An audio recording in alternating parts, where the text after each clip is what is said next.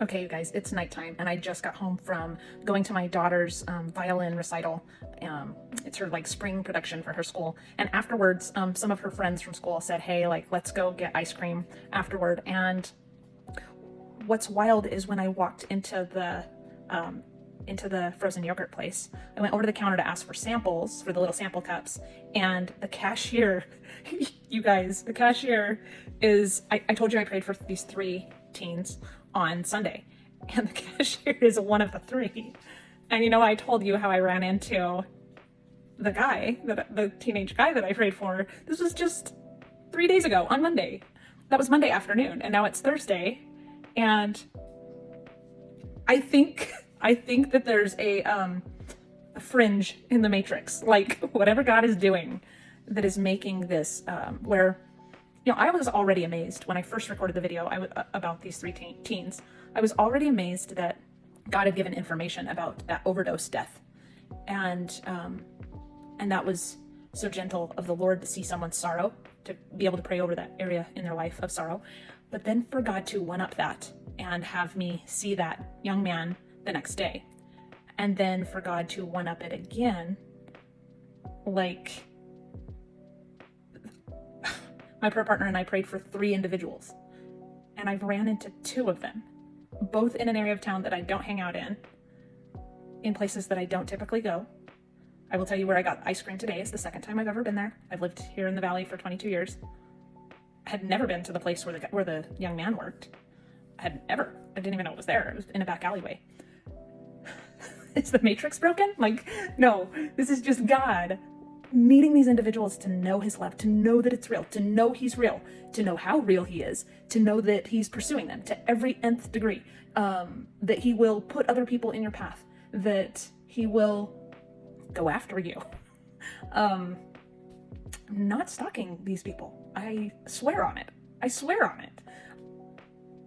I'm just dumbfounded. I'm dumbfounded that God is in that one-upping game, one-upping himself, one-upping life. I am shocked. I'm utterly in disbelief, but I believe because I know God, because I know how he works. I know that I know God, but I am in utter disbelief. Look, guys, there's layers. Look, I'm back there on my phone. Do you see that?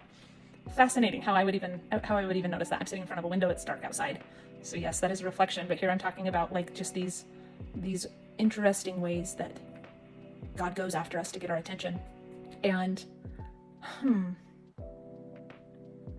you know, it makes me wonder too, if because they're friends, if she had already texted, or he had already texted her maybe over the last 3 days, and then when I walked in, she could have been like, what's she doing here?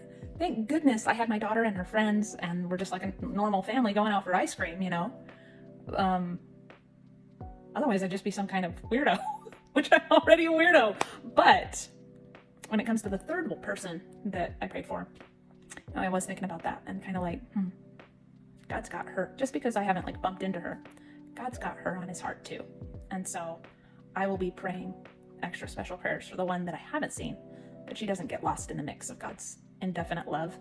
And wow, you guys, I thought the last story was incredible. I mean, I might have to eat my hat for this one. Brings a whole new meaning to eat your hat, right? It's kind of like, wow, I am in disbelief, but I'm in belief because I know God. I know he's great. And maybe it's because I believe it. Maybe it's because I'm like, yeah, I live like this all the time. You go back and every story I have on my unconventional plug YouTube or unconventional plug Instagram or unconventional plug podcast, I didn't do any of those for monetization. In fact, I've never made a dime off of any of them. But I do them because these stories they belong to God. They belong to him. They're his stories.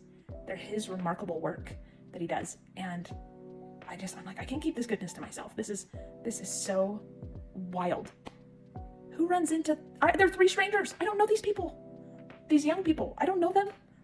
3 people, I have no idea who they are. And I've ran into 2 of the 3 within, Sunday to Thursday, 5 days apart.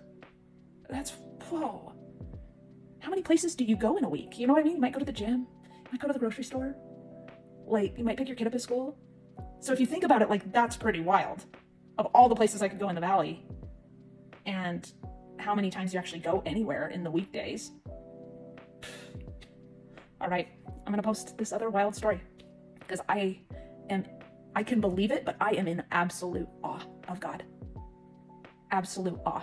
This has to go down as all the other crazy, wild miracle stories, things I've shared, supernatural. This has to go down as one of the most amazing things I've seen God do. I'm like, I've shared a lot of stuff on here, and I'm like, God one-upped himself. He one-upped a one-up. What's next? Am I gonna meet the third person tomorrow? Bring it on, you know? Let's see what he can do. If you need prayer, reach out. God is a God of the impossible, and he is up for the challenge. All right. Good night, friends. Love ya.